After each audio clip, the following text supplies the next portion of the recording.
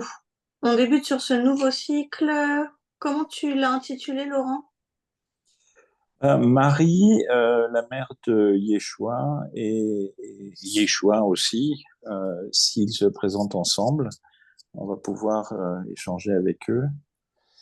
Alors, tu vas pouvoir, Lisa, te connecter. La première question, c'est est-ce qu'on a du temps à nous accorder? Et la deuxième, c'est comment il souhaite être nommé. Ils me disent qu'ils n'ont pas beaucoup de temps, mais qu'ils acceptent de communiquer aujourd'hui. Mhm, Et Jésus, ça résonne plus parce qu'on me dit enfin, il me dit que c'est comme ça qu'on le connaît. mhm. Ça peut être intéressant du coup de faire la précision pour les gens qui nous regardent. On en a discuté avec Laurent avant justement ce Ouais, cycle. Et lui, pour lui, c'était important de nous donner le prénom Yeshua, qui était le prénom hébreu du coup de Jésus. C'est bien ça, Laurent? Oui, Pour plus se concentrer du coup sur l'homme qu'il a incarné, qu'il a été, plutôt que sur le symbole religieux en fait. c'est ça. Du coup, quelles sont tes questions, Laurent, par rapport à l'homme qu'il a été, l'homme qu'il a incarné? déjà, je vais les remercier du temps qu'ils nous accordent. Effectivement, je sais qu'ils sont très pris. Enfin, ils ont beaucoup de choses à faire, semble-t-il, malgré la multidimensionnalité de leur conscience. Euh, J'avais quelques questions en fait sur Marie au début quand elle était jeune et je voulais savoir si elle avait été élevée dans une famille qu'on appelait essénienne ou qu'on appelle aujourd'hui essénienne, c'est-à-dire qui ont des croyances un petit peu particulières et qui étaient notamment domiciliés ou logés du côté de Qumran, euh, là où nous avons retrouvé des manuscrits anciens, des manuscrits de Qumran. Je voulais savoir, est-ce qu'elle a été élevée dans cette communauté essénienne ou pas? Je pense que oui, parce qu'elle me dit qu'elle a grandi dans une famille peu conventionnelle d'un point de vue mode de pensée et religieux, mais que elle s'est toujours sentie très détachée. Elle me dit dès l'âge de entre 12 et 14 ans, elle a eu envie de... C'est comme si elle avait eu conscience que quelque chose sur une autre dimension, d'une autre dimension allait lui arriver. Mhm. Quelque chose qui lui ouvrirait les portes et qui lui ouvrirait notamment son esprit. D'accord. Eh ben justement, c'est la question que j'avais par rapport à Jésus. Donc, quand il arrive, et d'abord, je voulais savoir comment s'est passée cette grossesse, parce que on a pas mal d'histoires qui sont racontées, et je ne sais pas si c'est une grossesse normale ou si c'est une grossesse un petit peu particulière, comme elle a été racontée dans certaines écritures. C'est assez compliqué pour elle ce moment. D'accord. Elle Alors, me dit elle me dit que ça, le moment où elle est tombée enceinte, ça a été naturel sans l'être. Je pense que alors, ça a été issu d'un viol en fait. Et sauf que ce que je perçois et ce qu'elle me dit, c'est qu'elle a bien eu la visite d'une conscience pour lui dire que cet enfant n'était pas une erreur en fait. Que ça avait été juste été le moyen d'ouvrir ses portes spirituellement et qu'il fallait trouver un moyen humain pour qu'elle puisse accéder à sa conscience supérieure par la suite et à son chemin de vie. d'accord. Donc, c'est effectivement lié à l'emploi qu'elle avait chez ce soldat romain ou pas. Il y avait un soldat romain du nom de Pantera, je crois. Est-ce que c'était lié à son emploi chez cette personne?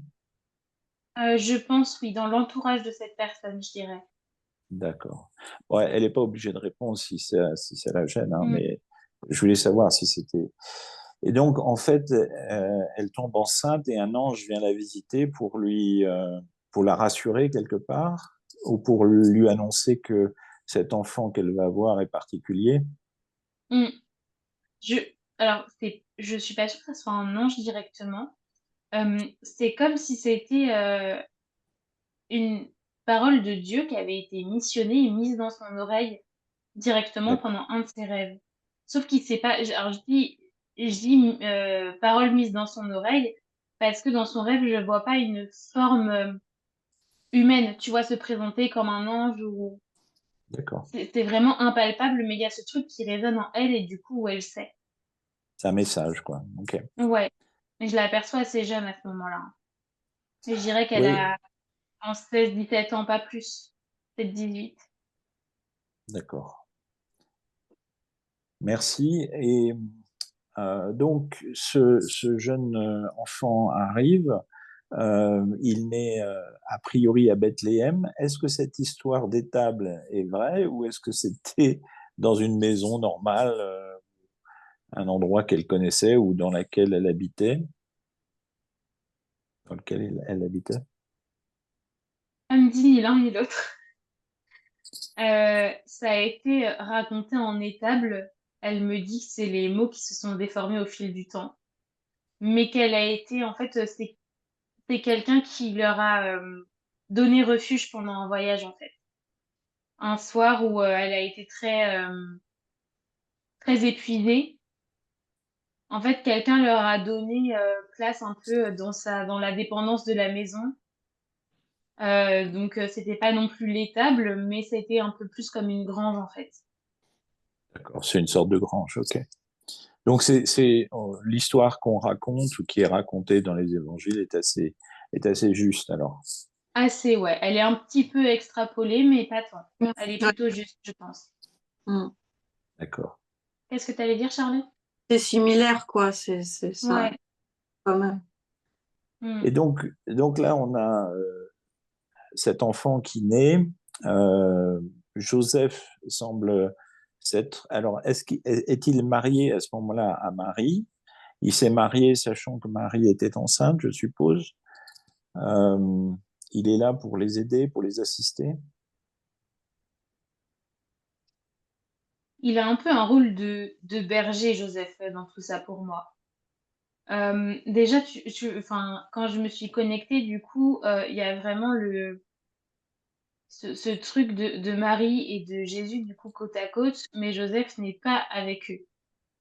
Donc, il est vraiment, tu vois, c'est comme si il avait été le garant de leur sécurité jusqu'à temps qu'ils soient suffisamment élevés pour assurer leur propre sécurité, en fait. Ça a vraiment été D'accord. un peu ouais, le berger de la famille. Le père de famille, quoi, le patriarche. C'est ça. Il a été choisi quand même dans sa fonction. Ça n'aurait pas été donné à n'importe qui, mais il n'incarne pas la même chose en termes de lumière et de spiritualité et de divinité par rapport à Marie ou à Jésus. D'accord. Est-ce que Jésus naît sans le voile de l'oubli? Parce que nous sommes tous Mm. sujets à ce voile de l'oubli. Est-ce qu'il naît sans cela? Est-ce que tu peux expliquer, Lisa, ce que Oui, c'est? c'est ce que j'allais faire. Du coup, quand on s'incarne, notre âme, elle reste dans le haut astral et c'est la partie subtile en fait qui vient se détacher de l'âme et qui vient s'incarner sur Terre. Donc on a une partie subtile par incarnation et cette partie subtile, elle passe par un voile de l'oubli. Donc votre partie subtile, c'est votre subconscient. Elle passe par un voile de l'oubli pour justement oublier toutes ses vies antérieures, notamment toutes les choses traumatisantes qu'elle a vécues. Aussi, comment ça se passe dans le haut astral. C'est des choses auxquelles on peut se reconnecter après en évoluant comme nous, ce qu'on fait là aujourd'hui. En Et c'est hypnose. pas des choses, c'est ça, c'est pas des choses qu'on garde en conscience en fait naturellement en venant au monde. Notamment sa mission de vie, son chemin de vie, etc. C'est pas des choses qu'on a en tête quand on est et même quand on grandit. C'est à nous de le découvrir quelque part pendant notre incarnation. Euh, pour Jésus, du coup, ça a été un peu différent. Euh, En fait, il y a eu quand même un voile de l'oubli par rapport à ce que son âme a pu incarner précédemment, mais le voile de l'oubli n'a pas été complet quant à sa mission de vie. Donc, dès petit, il avait conscience qu'il allait devoir fédérer et faire évoluer les consciences. Après, je vois que là aussi, où ça a été assez particulier, c'est que vu que Marie était déjà au courant de la mission de vie de son enfant, Mm. pourquoi elle était tombée enceinte. Du coup, ça a aussi contribué, tu vois, quelque part, elle l'a directement mis sur son chemin de vie pour Mm. pas qu'il perde de temps. Est-ce qu'elle a utilisé sa formation ou ses enseignements esséniens finalement pour éduquer Jésus dans une forme de pensée plus ouverte et plus accessible à la connaissance universelle ou à Dieu, disons, à la source? Pour moi, elle a un peu créé son type d'enseignement parce qu'elle a puisé dans ce qu'on lui avait appris, mais pour elle, ce qu'on lui a appris, c'était quand même une forme fermée. Elle me dit c'était l'ouverture, mais vers la fermeture d'esprit. Et donc, du coup, elle a pioché un peu dans tout ce qu'on lui donnait parce que c'était quelqu'un, du coup, de très connecté aussi, qui recevait beaucoup d'informations par ses rêves, par ses ressentis. Et donc, du coup, elle composait un peu avec tout ça, avec ce qui l'inspirait et avec ce qui lui semblait le plus juste, ce qui lui semblait le plus juste. Et en fait, elle me dit que les fois où elle a pris des mauvaises décisions qui l'auraient trop éloignée de leur chemin de vie, elle avait justement cette information que là, c'était pas juste pour eux. D'accord. Donc ils étaient constamment guidés par l'esprit, quoi. Oui, par plutôt par des archanges que directement par la conscience Ah, que de Dieu. Mais oui, beaucoup. Guidés, mais est-ce qu'ils gardaient leur libre arbitre dans tout ça? Oui et non. En soi, oui, dans le sens où ils étaient quand même autorisés à faire des erreurs humaines. Ils étaient autorisés à prendre leurs propres décisions. Mais le libre arbitre n'était pas total non plus parce qu'il y avait une mission et qu'il fallait absolument l'accomplir. Que là, Mm. c'était crucial pour l'humanité. Donc, quelque part, ils ont ce rôle de messager, il est vu d'un point de vue terrestre comme libérateur et salvateur, mais d'un point de vue du haut astral, il est plutôt enfermant et contraignant, en fait, à vivre aussi. Il y a les deux revers de la médaille. Ok. comment était-il l'enfance Alors d'ailleurs, Marie, est-ce qu'elle l'appelait Yeshua? Est-ce qu'elle l'appelait Issa? Même si aujourd'hui on va l'appeler Jésus, est-ce qu'elle l'appelait d'un autre nom, d'un petit nom? Elle me dit Issa, ouais. Oui, Issa, c'est le nom araméique, le terme araméique de Yeshua. Et c'est par ce nom qu'il est connu au Moyen-Orient et en Asie, notamment au Tibet. D'accord, ok. Ok. Comment il était alors ce petit, ce jeune Jésus, il était comment? Elle me dit très ouvert, ça a toujours été un enfant facile à aborder, mais à la fois très compliqué à connecter à la réalité.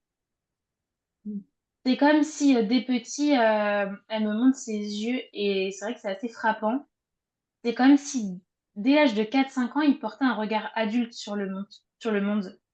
Et elle me dit que quand il est décédé à la trentaine, en fait, c'est comme s'il avait déjà, dans le monde subtil, 10 ans. D'accord. C'est comme si son enveloppe subtile avait grandi et évolué beaucoup plus vite que son corps physique. Mm. C'est Tu vois, vrai que quand... pour le parallèle, ça fait un peu penser à ça. Mais tu vois, les chats ou même les chiens, il y a l'âge chat et il y a l'âge humain. Tu vois, le calqué, et ben en fait, ça fait un peu ça. C'est comme Mm. s'il se développait sur la temporalité humaine, mais que dans le subtil, ça faisait du x5 facile, quoi. Ou x7.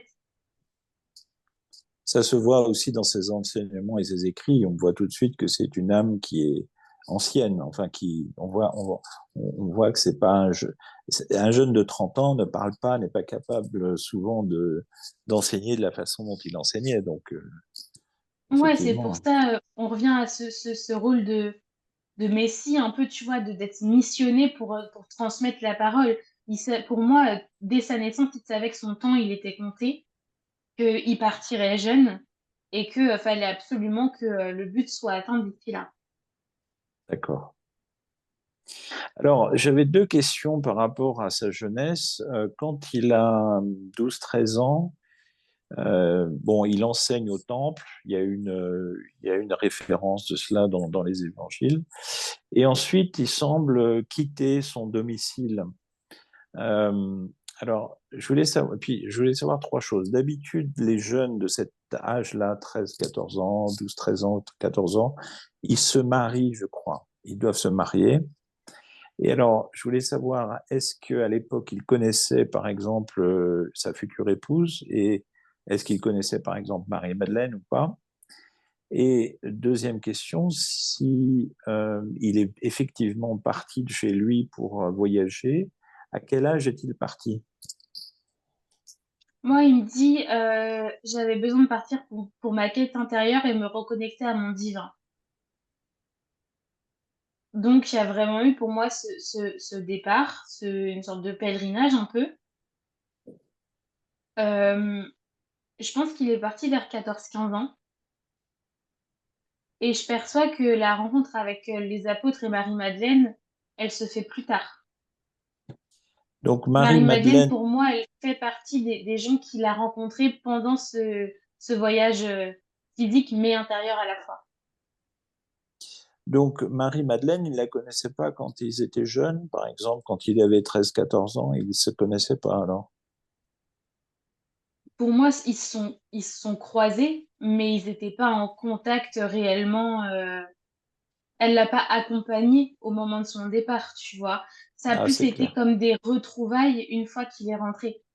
Et là, du D'accord, coup, leur relation a vraiment commencé dans le subtil. Il y a cette d'accord, c'est ma connexion qui s'est faite. compréhension. Ok, ok, c'est ma compréhension aussi. C'est-à-dire qu'ils se sont croisés avant, mais ils se sont Ouais. véritablement retrouvés à son retour. C'est pour ça que pour moi, enfin, le terme rencontre, il est important. Ils se connaissaient, si on peut dire, mais ils se sont véritablement rencontrés plus tard. Ouais. D'accord. Alors, il a 14 ans ou 15 ans. Comment part-il? Est-ce qu'il connaît les gens avec lesquels il part? Est-ce que c'est des gens de sa famille qui sont sur des bateaux, dans des caravanes? Comment il a l'idée de partir et avec qui il part? Dans un premier temps, pour moi, il voulait partir seul. Et il y a un ami qui lui dit, je vais partir avec toi. Mais lui, sa requête, c'était de voyager dans le silence total. Hmm. Et donc, ça a été accepté. Je les vois énormément, par contre, beaucoup marcher. Il y a eu plusieurs modes de transport, mais la marche, ça a été le principal. Est-ce qu'ils suivent les routes de la soie, par exemple, pour aller à l'est?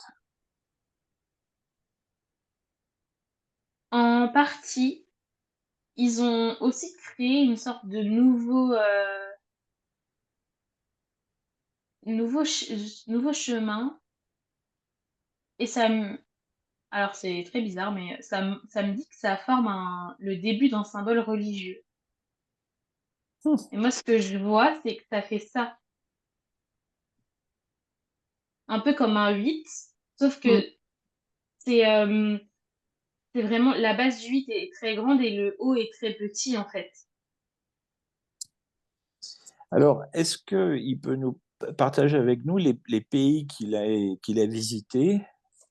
Parce que l'idée aujourd'hui, durant cette session, c'est d'aller jusqu'à son retour, mais pendant quelques années, il part voyager. Et dans quel pays a-t-il été et qu'est-ce qu'il a appris?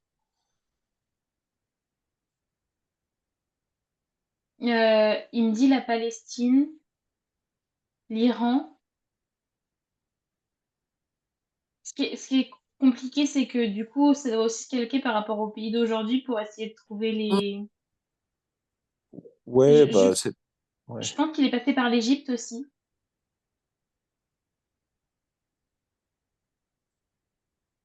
Euh, Moi, il me montre sa route plus que le nom des pays. Il est passé par l'Inde, par le Rajasthan, etc. Je suis pas persuadée qu'il soit allé jusqu'en Inde. Est-ce qu'il est allé au Tibet, par exemple? Par contre, le Tibet, je pense que oui.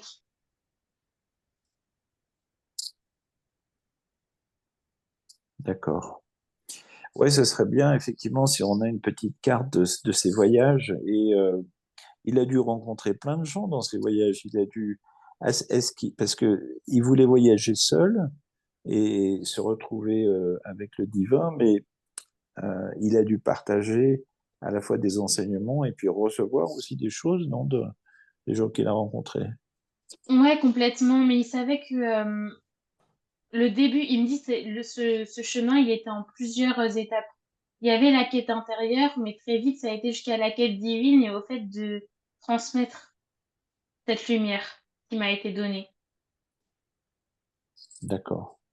Et donc, pour moi, c'est une conscience qui s'est aussi beaucoup, tu vois, un peu de la même manière que je disais au départ pour Marie, qui a eu cette ouverture et qui a un peu pioché dans plein de, dans tout ce qui l'entourait pour l'éduquer, pour l'élever.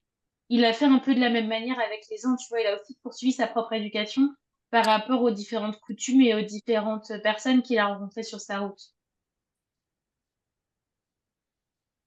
A-t-il été initié à certains enseignements de l'Égypte ancienne, de l'Iran, du Tibet? Au niveau du Tibet, ouais, beaucoup. Il y a un lien particulier avec cet endroit. Il me dit, c'est Est-ce là que que je me suis rencontrée, en fait. ouais, est-ce que c'était dans la province du Ladakh, du côté de Émis? C'est possible, oui. Et D'accord. pourquoi le Tibet? Oui, c'est une province du Tibet. En fait, c'est une province dans laquelle il y a une histoire qui est racontée par d'anciens sages qui parlent de Saint Issa, qui est venu et qui a résidé et qui a enseigné là-bas pendant un certain nombre d'années. Donc, c'est pour ça que je pose cette question. Et tu demandais pourquoi le Tibet, pourquoi il a été jusqu'au Tibet, c'est ça, Charlène? Moi, c'est plus le Tibet qui lui a appris. Parce que au Tibet, il y avait déjà une conscience religieuse, une conscience plus spirituelle que religieuse, en fait.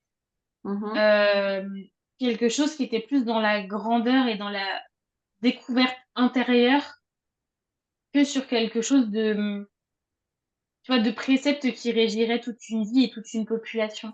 Et donc, lui, ça l'a aidé aussi à se reconnecter à son âme, au message qu'il devait recevoir, à son chemin de vie et être dans cet alignement, en fait. Ok. Effectivement, c'est ce que les gens recherchent là-bas, pas forcément les lamas, mais oui, c'est effectivement ce qu'ils recherchent, cet alignement avec le divin. D'accord. Et alors, ça a duré combien d'années ce voyage? Parce que ça a l'air d'être assez long et il a fait pas mal de pays. Ça a duré longtemps. Euh, je pense que les alentours du Tibet, déjà, il y est resté 7 ans. Et j'ai le 7 qui résonne très fort. Je dirais que ça a duré, je pense, une bonne quinzaine d'années, hein, même peut-être un peu plus. Et donc, quand on dit qu'il est rentré en Palestine, enfin, en Galilée, disons, à l'âge de 29-30 ans, c'est à peu près ça, quoi. Ouais, ouais, ouais, mais je pense que ouais, il est rentré vers 30, 31 ans, quelque chose comme ça. D'accord. Avec à la fois un bagage de connaissances, un bagage spirituel particulièrement développé, quoi. Ouais, et de connaissances intérieures profondes aussi. Ouais. Il commence sa mission. Est-ce que cette mission d'enseignement et disons, de bouleversement même des enseignements hébreux à l'époque, est-ce que ça commence dès qu'il rentre? Est-ce qu'il planifie ça sur plusieurs années? Comment ça se passe?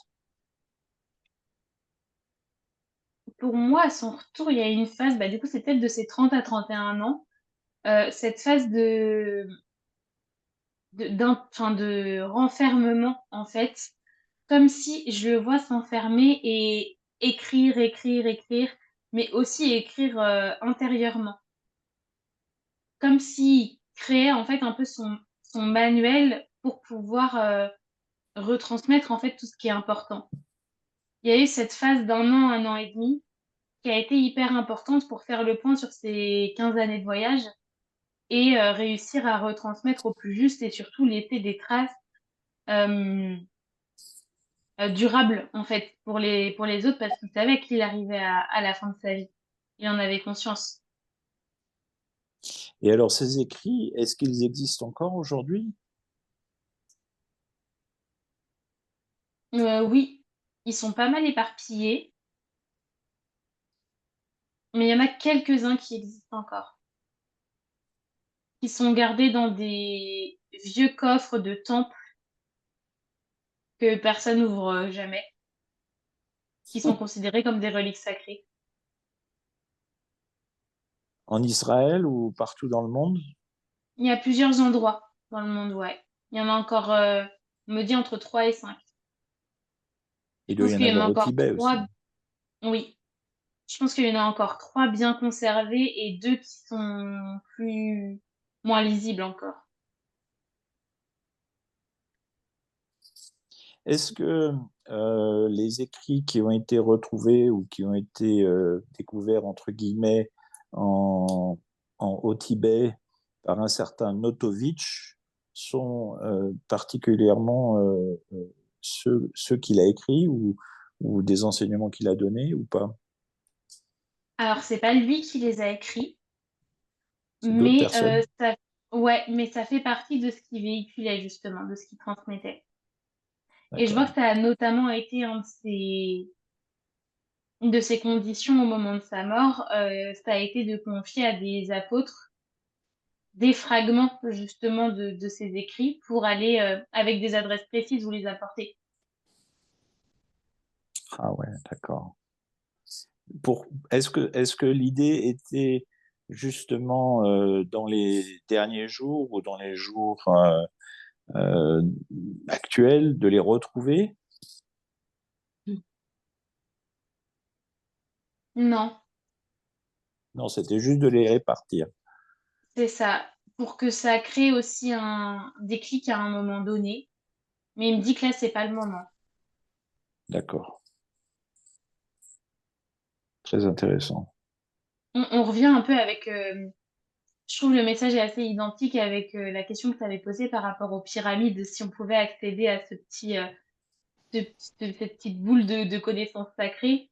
Ouais, il y a vraiment ce truc que nos énergies sur Terre et notre niveau de conscience n'est pas du tout assez élevé pour mériter toucher à ces reliques parce qu'on les salirait plutôt qu'on ne les comprendrait. Est-ce que l'utilisation de certains enseignements actuels, par exemple, qu'on retrouve dans le courant miracle ou dans d'autres, permettent d'accéder à ce niveau de conscience? Il me dit que ça peut, mais c'est chez des personnes particulières. D'accord. Il faut être préparé pour y accéder, quoi. C'est ça. Alors, il me dit qu'il précise le sens de personnes particulières. Euh, Ça veut pas dire que quand tu nais, tu es prédéfini à avoir accès à ces choses-là.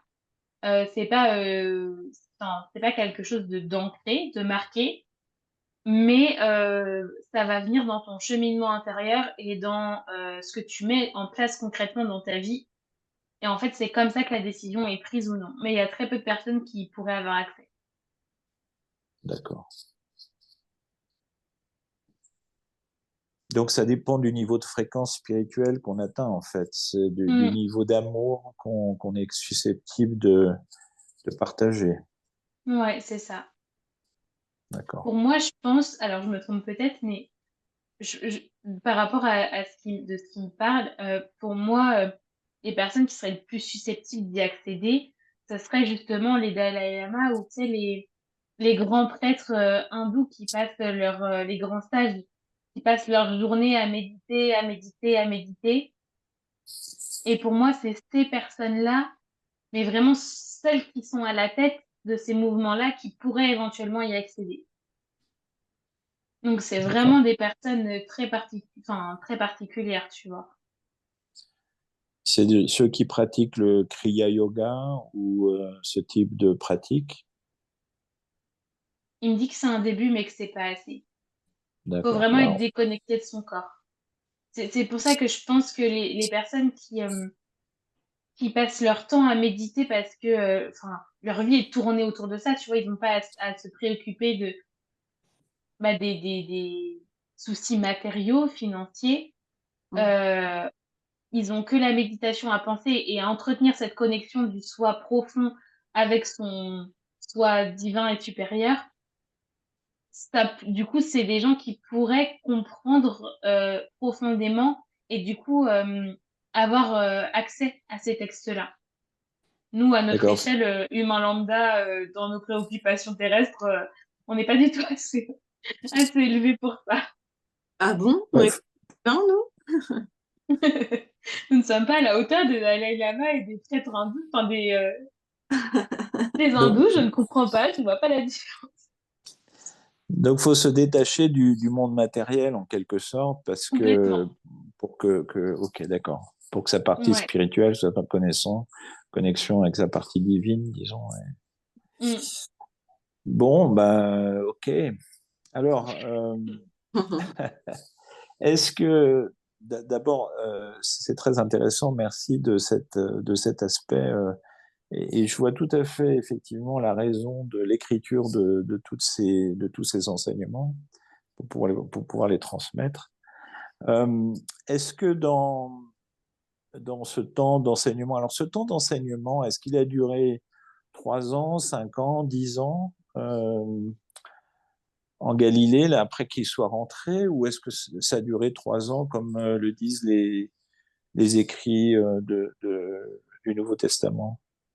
Euh, pour moi, la phase de... Alors, ça a duré 3 ans, oui et non. Euh, pour moi, la phase vraiment de partage, elle a duré 2 ans parce qu'il y a eu la première année, tu vois, de passage par écrit. Et donc, du coup, D'accord. là, encore une fois, ça s'est fait du coup, en 2 étapes.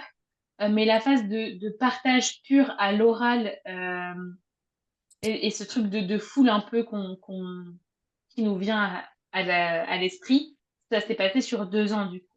De ces 31 à 33 quoi. Mm. Et à ce moment-là, il a connu Marie-Madeleine. Pour moi, ils se sont pleinement rencontrés au moment où ils retranscrivaient, pardon. Donc à son retour de voyage et l'année où il s'est enfermé, sur la fin de cette année-là. Est-ce qu'ils se sont mariés secrètement ou ils n'étaient pas mariés? Non, je pense pas qu'ils étaient mariés. D'accord. Ils entretenaient un peu une relation pour moi comme Marie et Joseph, tu vois, où du coup Marie-Madeleine a été missionnée pour être la bergère, mais pas de la famille, mais des enseignements. Tu vois, un peu comme si elle avait la place d'honneur et que c'était... Waouh, ça fourmille dans mon troisième œil quand je dis ça. Euh, il y a vraiment ce truc comme si elle avait un peu la place sacrée et privilégiée de retransmettre euh, simplement et naturellement tout ce qu'il lui avait transmis et ce qu'il lui avait appris pendant cette période-là. Parce que pour lui, c'était Marie-Madeleine, c'est la mieux placée pour le faire avec authenticité. Et alors du coup, est-ce que ça créait quelques tensions avec les apôtres qu'il avait choisis, qui étaient certains des hommes? Ou avait-il autant d'apôtres hommes que femmes? Parce que nous, dans les évangiles, on entend parler de 12 apôtres hommes, mais Pour, j'ai l'impression qu'il y avait aussi des femmes alors. euh, il y avait en fait, pour moi, les apôtres de Jésus, c'était vraiment les hommes qu'on connaît, les 12 hommes, et Marie-Madeleine. Et en fait, les apôtres femmes étaient plus du coup du côté de Marie-Madeleine, en fait. Euh, D'accord. c'est parce que pour Jésus, la femme était la meilleure manière alors quand je dis la femme, c'est pas réducteur, mais c'est la femme dans le sens féminin sacré, était la bonne personne pour retransmettre parce qu'il n'y avait pas d'ego et il n'y avait pas d'agressivité ou de remaniement des histoires. Il n'y avait d'accord. pas ce côté de mettre en avant une sorte de virilité et de moi j'ai eu un rôle là-dedans. Tu vois, moi Mm. j'ai eu ma place. Le moi-je, il y était pas avec le féminin sacré. Et donc il a aussi choisi ses apôtres femmes, mais du coup qu'il a dédié à Marie-Madeleine parce que il voulait qu'elle soit autant accompagnée euh, que lui l'était avec elle quand il sera parti. Et j'ai compris que au niveau des apôtres hommes, il avait désigné son frère, je crois que c'était Jean, pour être son successeur entre guillemets, mais que Pierre, Ah, Jean-Baptiste, non pas Jean-Baptiste, non. non? Jean-Baptiste c'était, alors justement, Jean-Baptiste on n'en a pas parlé, mais est-ce que c'était un petit peu c'était un cousin, je crois, c'était son cousin germain, non? Bah, pour moi, Jean-Baptiste, c'est celui qui est parti avec lui au début de son voyage quand il a dit mais j'y vais, mais dans le silence. Ah, d'accord. Donc ils sont partis ensemble. C'est un cousin ou pas? Je suis pas sûre à 100%, j'arrive pas à savoir, ou très éloigné peut-être. C'est un membre de. D'accord. Donc ils sont partis ensemble. D'accord. Ah oui, ça ferait Ouais, du sens, ça. Ça ferait sens, ouais. Mais non, c'était plutôt Jean l'apôtre, mais pas oui, Jean-Baptiste, parce que Jean-Baptiste est décédé à un moment donné. Les oui. Romains lui ont coupé la tête, je crois, et donc. Euh, Donc, non, je pose cette question parce qu'effectivement, on a le sentiment qu'il y avait un petit peu des tensions entre Pierre et le frère de Jésus, euh, Jean, et on a l'impression aussi que ensuite les évangiles ont été orientés par Paul, qui n'a jamais vécu du vivant de Jésus. Donc, on se demande un petit peu comment, à partir des enseignements de très grande qualité qu'il a donnés, il y a eu une déviation de ces enseignements au fur et à mesure, et on en est arrivé à à ce que des choses qui ne soient pas tout à fait en ligne avec ce qu'il a enseigné puissent aujourd'hui persister encore dans certaines religions. Bah, il me dit que justement, on revient sur cette séparation du féminin et du masculin.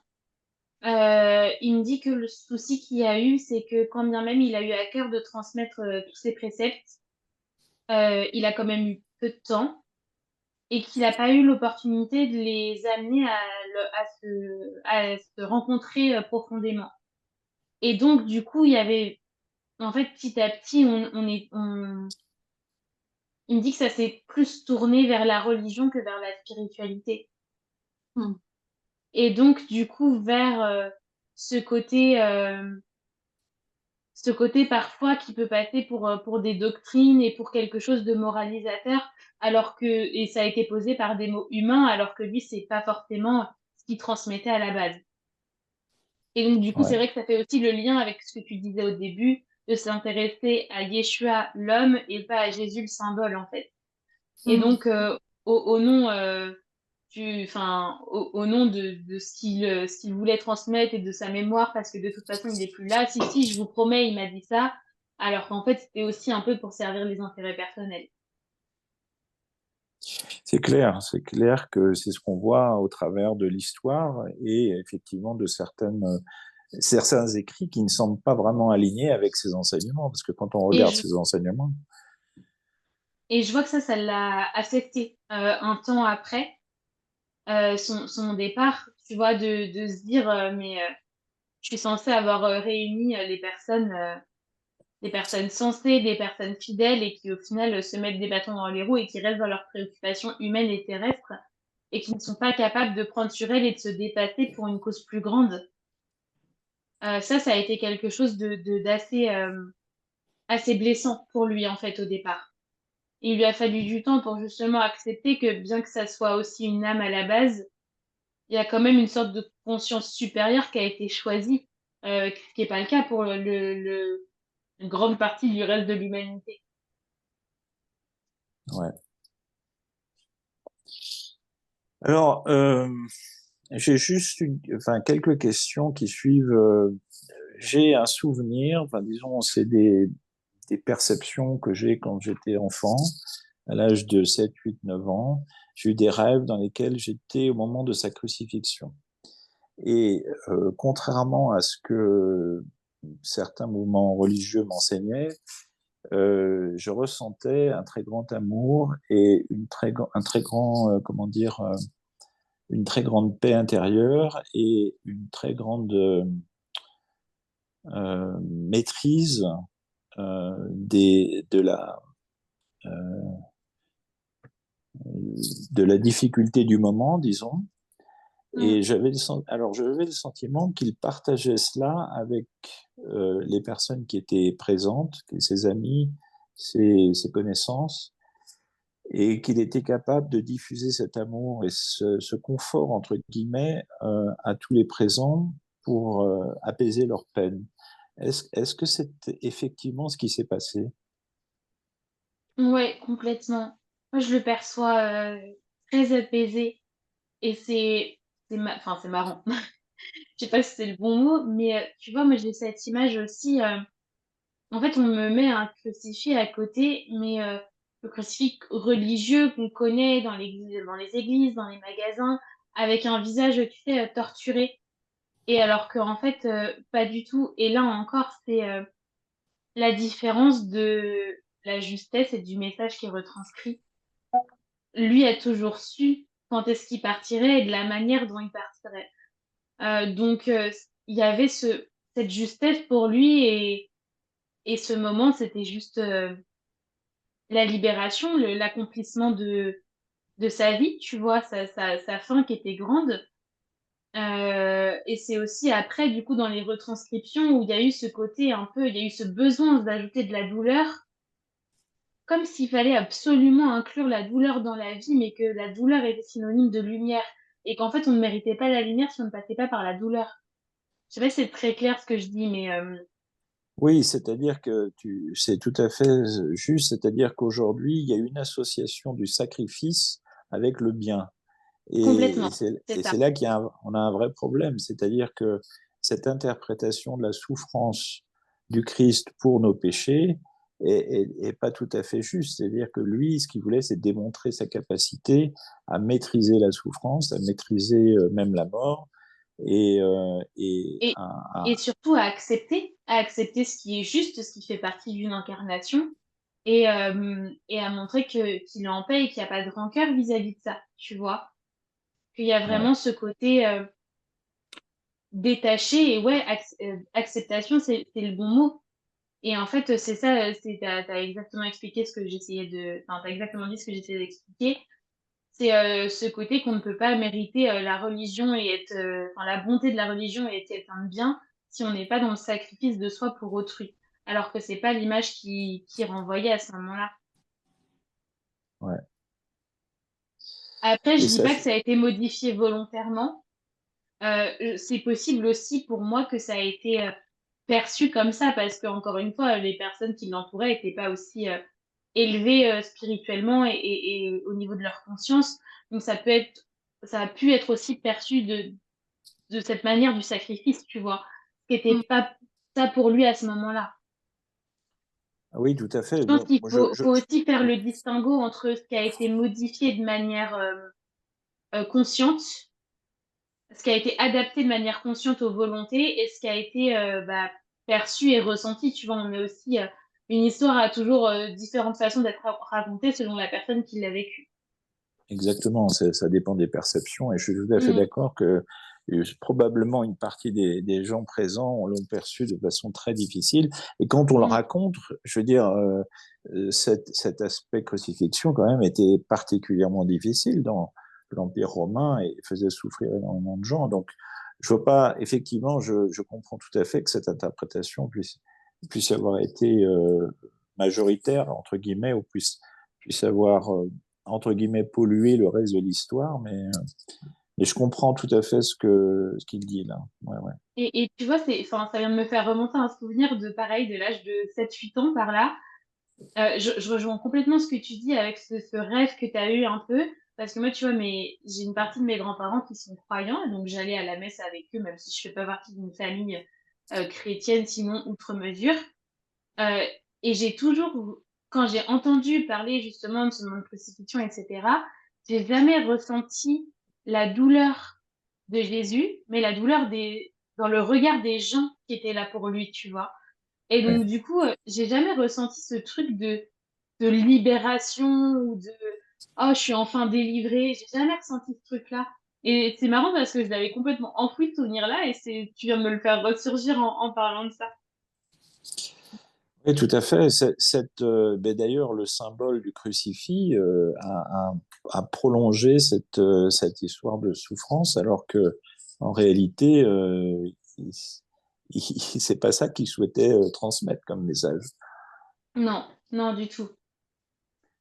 D'accord. D'ailleurs, moi, quand j'étais jeune et que quand j'écoutais cette histoire à l'école où j'étais en classe de catéchisme, à chaque fois, je me disais, mais pourquoi on raconte ça? C'est pas du tout moi, mon vécu, entre guillemets. Enfin, les rêves que j'ai Hmm. eus successifs.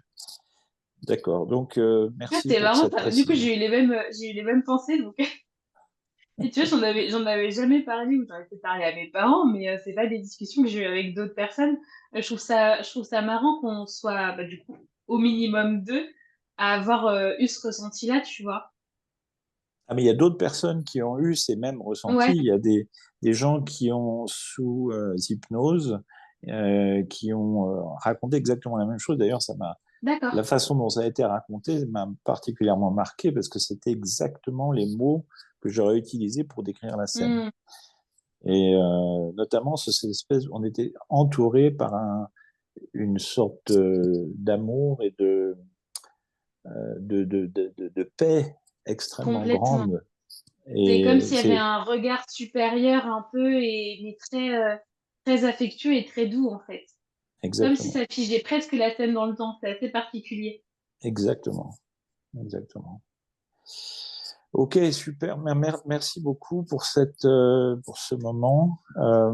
Et alors, après cette crucifixion du corps physique, que se passe-t-il? Parce que plusieurs personnes le voient, plusieurs personnes disent qu'il est ressuscité, plusieurs personnes il enseigne, il voit les apôtres, il voit Marie-Madeleine, etc., etc. Qu'est-ce qui se passe? Est-il capable de recréer un corps physique, d'apparaître sous une forme physique comme le font d'ailleurs d'autres sages du Tibet ou d'Inde? Est-ce que c'est ça qu'il a utilisé ou comment a-t-il fait pour apparaître? Pour moi, c'est pas une forme de résurrection pure et dure comme l'image qu'on nous véhicule. Moi, je le vois très affaibli, quasi mort au moment où on le détache et on l'amène dans le tombeau. Mais il est pas tout à fait mort. Il y a encore des respirations. Et en fait, c'est comme s'il utilisait les dernières forces de son corps physique pour transmettre par la pensée. Et du coup, c'est comme si c'était dédoublé. Et un peu de la même manière que les personnes clairvoyantes, on va voir des âmes chez nous, dans la rue, etc. Bah, en fait, là, c'est un peu la même chose, tu vois. C'est comme si il avait compacté toute son énergie pour pouvoir transmettre par de la clairvoyance et par de la clairaudience ces derniers messages, en fait. Mhm. D'accord. Mais est-ce que son corps physique a été, entre guillemets, soigné et finalement il a continué à vivre ensuite? Ou est-ce que finalement il a laissé tomber son corps physique et il est passé de l'autre côté, mais en conservant des capacités euh, comment dire, connexion, apparition par rapport à un certain nombre de personnes avec lesquelles il devait encore euh, enseigner ou partager. Bah, en fait, pour moi, il y a eu ce soin à son corps physique qui était quasi mort du coup, mais pas totalement. Tous ces soins, etc., ça lui a permis de concentrer son énergie pour bouger son corps, mais subtil, et donc créer l'effet que ce soit son corps physique qui bouge, mais c'était pas son vrai corps physique. Et une fois que ça a été terminé, du coup, il est vraiment passé. D'accord. Oui, j'ai compris qu'il était capable de bilocation, comme on dit en anglais, bilocation, c'est-à-dire Hmm. être capable d'être en méditation quelque part et d'apparaître ailleurs, comme Ouais, d'autres sont capables de le faire d'ailleurs en Inde ou ailleurs. Est-ce Mhm. que ça ouais, complètement. expliquerait par exemple le fait qu'il puisse marcher sur l'eau? Est-ce qu'il a Oui. vraiment sur l'eau aussi? C'est une question. Euh, oui et non, encore une fois. Il Oui. y a beaucoup de réponses oui et non dans ce cycle-là. C'était pas aussi spectaculaire. Enfin, je veux dire, il n'a pas non plus marché sur l'océan et traversé tout un océan comme ça.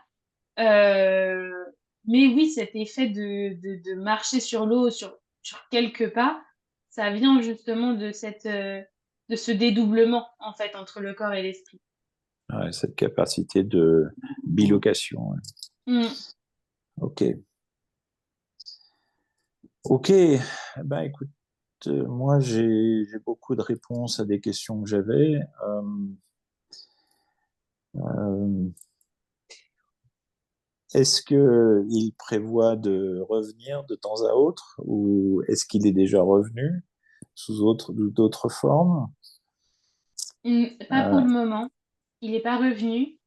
Euh, je pense pas que lui reviendra, mais c'est possible que par contre, il y ait une nouvelle conscience qui aura le même rôle que lui. Ah, mais lui, en fait, à sa demande. Attends, je reprends un reste que c'est pas très clair. C'est Et possible qu'il y ait une nouvelle conscience qui soit missionnée par Jésus, comme Jésus a été missionné par Dieu pour avoir le même rôle, mais dans, je pense, au moins 1000 ans, 1500. ah oui, c'est pas tout de suite alors. Non, c'est pas tout de suite. Ok, on a le temps de voir alors. Exactement. T'as le temps d'avoir encore quelques incarnations. Et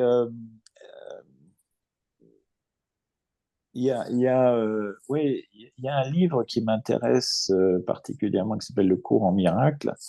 Je voulais savoir si ce livre avait été dicté par sa conscience supérieure, par la source, ou c'était quelque chose de totalement différent, parce que c'est dicté comme si c'était lui qui parlait ou qui enseignait. Donc, j'aimerais savoir cela d'ailleurs. Je pense que oui, ça attire des enseignements alors pas que de Jésus, mais de différentes divinités dans ce groupe du christianisme. Donc il y a Dieu, Marie, Marie-Madeleine, certains des apôtres aussi et l'archange Gabriel, on dit, Mhm. ont contribué à ce livre. D'accord, c'est un travail en commun, quoi. Ouais, complètement. Parce qu'effectivement, il y a certaines leçons ou certains enseignements qui ont l'écriture est un petit peu différente, le style est un peu différent, donc comme Mm. s'il y avait plusieurs personnes qui avaient contribué. Et tu vois, ce titre, le courant, il n'est pas anodin non plus, parce que le courant, c'est bien C'est un... le cours, tu vois, le Le cours cours, pardon. comme une leçon, le cours en miracle, en français. Ah, le En cours anglais, en ça miracle. s'appelle, Ok, en anglais, ça s'appelle The Course in Miracles. ok. Mais tu vois, même du coup, ce truc de cours, donc ça va avec. Enfin, moi, quand tu me le dis, ça résonne comme le mot courant, du coup. C'est ce côté fluidité et je trouve pas mes mots, mais un ensemble, tu vois. Et pas la vérité de quelqu'un, mais un ensemble de vérités qui constitue un courant, justement, Ouais, qui constitue un enseignement. ouais, tout à fait. Ok, bon ben, écoute, moi j'ai beaucoup de réponses à beaucoup de questions, donc merci beaucoup. On a Merci, fait bien le tour, hein. Ouais, merci à t'as des lui et questions, toi, merci à Charlène, ou Marie. pas? Ben non, franchement, écoute, j'ai accepté de me mettre en retrait. Les questions de Laurent sont pertinentes. Il tient son sujet. Mm. C'est un sujet que je ne tiens pas. C'est pour ça que je vais préciser que j'ai préféré que Laurent euh, tienne les questions de ce cycle-là et d'ailleurs du cycle qu'on a tourné tout à l'heure. Et c'est parfait. C'était hyper intéressant Mm. et j'étais contente de pouvoir aussi être un peu spectatrice. Voilà, Ça change. ça change complètement. Bah, je te Non, remercie. Est-ce que tu peux les remercier eux pour le temps qu'ils ont oui. pris? pour nous. Ils me disent qu'il n'y a aucun souci, que c'était avec plaisir. Ils remercient infiniment Laurent également. Mm. Il faut lui dire, faut leur dire qu'on les aime énormément.